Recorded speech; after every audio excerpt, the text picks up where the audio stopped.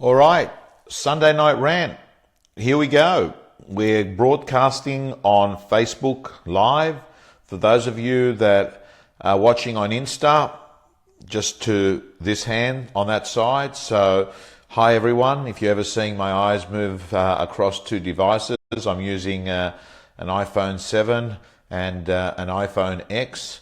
So I'm just going to wait for this audience to build up, and I'm going to welcome everyone here on this great Sunday Night Rant, where we're going to talk to you about the 5 traits of the dumbest salespeople I have ever met. And as people are coming in, I want to welcome them. Hello, Nudie Cafe Cronulla, the Cahill family there.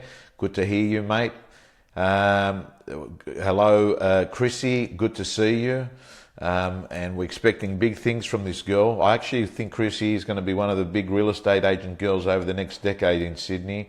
There you go, you can't fuck up. Robbie Travato, one of the great auctioneers in Sydney, and one of the guys that, if I'm ever stuck, he's on my speed dial. Nikki Honer, how are you, Nikki? I hope it's working well for you in Canberra. Michael Bergio, I look forward to training you and the rest of the team on Tuesday at Novak in Northern Beaches in Manly. Hello, Emil. Hey, Josh, how you going? Good to see you.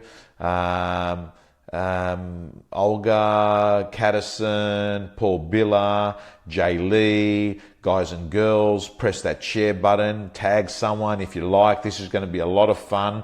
We're going to have a few jokes along the way, and today's topic about the 5 dumbest qualities that I've noticed of really dumb salespeople. And one of the reasons why there is so many dumb salespeople around is it has a low barrier to entry. Good evening to the Manis family, Marie and John. Sanjay, how are you, my good friend? I'm sorry I had to cancel that phone conference or the Facebook phone call the other night. You know why I had to do it. So guys and girls, one of the main reasons why there is a lot of dumb salespeople around is, let's think about it. It's got a low barrier to entry. In sales, if you've got a pulse rate and you're vertical, you're fucking in. Do you understand? Anyone can be a salesperson. So that means is that the actual hurdle to become one is low, which means that we in our industry, in sales, in car, in real estate, in finance broking, have got some of the most dumbest human beings on the planet who have got on their taxation statement, occupation, salesperson. Hey, Jace. So let me move on and talk to you about what I think is the first quality of the dumbest salespeople. And the first quality is that they don't fish where the fish are. I will repeat it. They don't fish where the fish are. Susan has told me to have a shave. Yes, Susan, I need to shave. They don't fish where the fish are. This is a very interesting one, because sometimes you hear of the salesperson that's hustling, they're grinding and they're working hard and they're pushing and they're pushing and they just keep hitting a brick wall. And one of the reasons is that they strategically haven't actually worked out where is the action in my marketplace. Now, I think one of the most simple exercises that every person should do in their business is, for instance, let me use real estate as an example, because at least half the audience here are people in real estate. What you do is, as a real estate person, what you care about is not how high the prices are. What you care about is very simple: turnover. You care about turnover. So one of the exercises you've got to do is get a big map of your area. And what you've got to do is then put it up on a wall. Just get a big map up on a wall and go to CoreLogic, print off all the transactions in the area, all the sales in the last 12 months, and then with red pins, just put them up there and actually just get a clear picture where the turnover is. Then with blue pins, actually put down where the current listings are. And then what you've got is a strategic approach to sales, not a spray and pray approach to sales. Not a spray and pray, but a far more targeted, strategic way. So what I urge people to do is, and by the way, what do I like you to do? Tag someone now, share that video, because I can pretty much, hey, by the way, when I'm doing these Sunday night rants, I can tell you, I sit through a lot of talks. I sit through a lot of people doing seminars, and I've got to tell you, half the stuff I listen in our profession is fucking wrong advice from people, ill advice. And why do we hear ill advice? Because generally speaking, the people giving the advices are not practitioners, but have chosen to become teachers. They don't walk their talk. So what they're basically doing is giving you the world through their eyes, and unfortunately the world through their eyes is not the world of what really is happening. The world that really is happening is the conversations that are happening with consumers there and then, not conversations that happen in the classroom. That is, of course, the biggest problem in the world of training and development. So fishing where the fish are. And what you do is, so you put up this map and you see where all the transactions are, and then what you can do is know that you target your activities and your marketing towards where that turnover is. So that is lesson number one. In basic language, listen to me very carefully, you simply don't open up a ski hire shop in Byron Bay, right? You don't open up a surfboard hire place at fucking Threadbow. You don't open up a halal butchery in a Jewish area, right? So all we're talking about is simple stuff, understanding your market, and if you're a fisherman, make sure that you go out and spend your time fishing where the fish are. Let me move on to trait number two. Trait number two of the dumbest salespeople of all is the following. They are feeling driven, not process driven. And what do I mean by that? Their feelings dictate what they're going to do. They wake up and they go to work, and you know what? They say, I don't feel like calling today. I'm not in the flow. It's not feeling good. Hey, here's the deal. Everyone can work hard when you feel like it. You know what a fucking winner is? When they work hard when they don't feel like it. That's the difference. So what I'm going to say to you is this. Understand, if you are ever going to just do something until you feel like it, you might be waiting for the rest of your life. My advice to you is this. Do it when you don't feel like it. And I'll tell you what happens. Cognitive behavioral therapy says because you change your physiology, because you change your behavior, your feelings change. But most fucking losers, what they do is they say, I just got to feel right. And what they do is, and this is a terrible thing in prospecting, what they do is they suffer from the following qualities that stop people prospecting. Number one, perfectionism. Everything's got to be fucking perfect before they do it. Number two, they're just the procrastinators. They are just the sort of people that procrastinate. And number three is they actually just don't block out time. They don't block out time. I've said it before, what gets scheduled gets done. So I'm going to say to you, that is the second quality, and that is, like, I'll give you another example. Right now in this marketplace, you saw a fucking clearance rate today in the papers of 55%. Well, that's fucking interesting. That's really interesting. So we've got the News Corp papers, which is a company I'm aligned to. Data results coming from CoreLogic RP data had an auction clearance rate of around 55%. And then we had Sydney Morning Herald, or Sun Herald, having their auction results in Sydney as 70%. So that's 15 points differential. Fucking keep your fingers crossed the Reserve Bank doesn't make its fucking decisions on clearance rates, because the fucking data's all over the shop.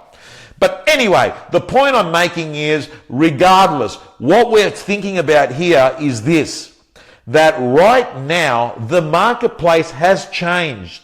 And I'm going to say to you that whilst it's better than November, December in terms of buyer energy in a lot of marketplaces, I'm also going to tell you that you need to have a process-driven system to getting stuff sold, not a feeling-driven system. So let me give you an example of how it works. If you're on a process-driven system, what you have is a process. You know that on Monday that your clients will get, your vendors, that is, will get a letter. And the letter will give a summary of what's happened. You know that on Tuesday, you will be giving them an offer. Not a fucking dummy offer, a real offer, because you've had the ability to have great questions to extract an offer out of the marketplace. Because what we clearly know, nothing educates the vendor as much as an offer. So that's system number one. Letter, which is a report to your vendors. System number two is an offer. System number three is either a face-to-face or a phone conversation summarizing exactly what the market has said, what the buyers have said, and what you basically said to them in your letters and in the offer. So then all of a sudden we have a system. So all I'm going to say to you is, if you don't want to be a dumb salesperson, make the shift from feeling driven to process driven. Let's move on to quality number three. Quality number three of dumb people is they haven't understood the 30-day rule. They haven't understood the 30-day rule. Let me explain to you the 30-day rule. The 30-day rule in sales is this: that what you do in these 30 days will affect the next 90 days. Brain tattoo that in your head. Let's say it again. The 30-day rule says this: what you'll do in these 30 days will affect the next 90 days. Now, if you don't understand this rule, you won't actually go out and immerse yourself in concentrated prospecting business development, because you think that the 30-day rule should work in these 30 days. And because it doesn't, you say it doesn't work. So what actually happens is you have the mentality of the loser who does sit-ups and rushes to the mirror to see that the sit-ups have worked that hour. So gang, understand there is a pause between effort and results, and in sales we know the 30-day rule. Let's move on to quality number four. Quality number four of the dumbest salespeople is they hate interrupting people. They're fucking soft. They hate interrupting people. They've got this issue with, oh, I don't want to call because I'm going to interrupt. Listen to me. If you're in sales, accept interruption is part of the game. Embrace it. But you must learn what I call gentle interruption. Gentle interruption is very different. Gentle interruption is softer. Gentle interruption is more positive. Gentle interruption is adding value. Let me give you an example of how let me show you what a dumb salesperson does in interrupting. They get the phone. I'm picking up my air conditioning unit. Ready? Hi, have you got a moment? Are you free to talk? That's the loser, right? Because what you're doing is giving permission to the other person to say, fuck, I can tell this person wants to waste my fucking time. I'm going to say, no, I don't have time to talk. What's the winner does? Hi, it's Tom Panos here, and the reason I'm calling you right now is it's positive, it's optimistic, it sounds like there's purpose to the call. So understand, you must embrace interruption, because that is what sales is. Let's move on. And if you're enjoying this video, gang, press that share button. Tag someone. Tag a person in your office that doesn't know that interruption is real estate. And as Taney says, fear of rejection. Taney, a big round of applause to Taney Jane. The $1 million agent we created from the real estate gym now will be a married real estate agent from the real estate gym. He's got engaged, I believe. She said, yes, he asked. Well done, Taney Jane. Let's move on. Number five, my friends, is this. They hang around the sales office pretending to be busy. That is the last trace of the dumbest salespeople. Hello to Dubai. Hello to everyone from all over the world watching this. We've got UK, US, we've got India, we've got Dubai, we've got people all over the place.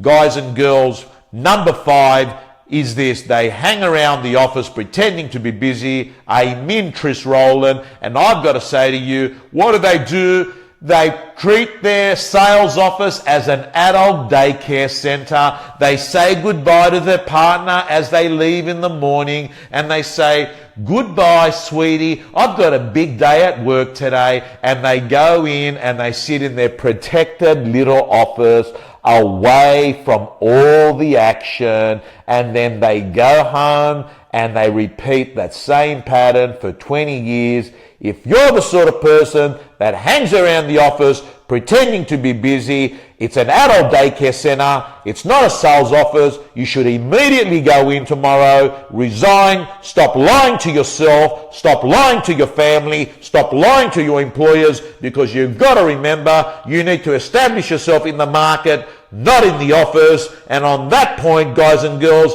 I'm going to tell you, we're coming to the end of the rant. I'm looking forward to all the real estate gym members. We've got Tech Tuesday, where we're going to be talking on skills that you can be getting more listings and presentations and appraisals, and how to be using social media and digital in 2018. I look forward to seeing you then. To my real estate gym members, guys and girls, thank you so much. And as always, as I say to you, God bless. I'm not being crazy religious, but think about it for a fucking moment. Someone must have built everything that we've got. Life comes from life. Life does not come from nothing. God bless.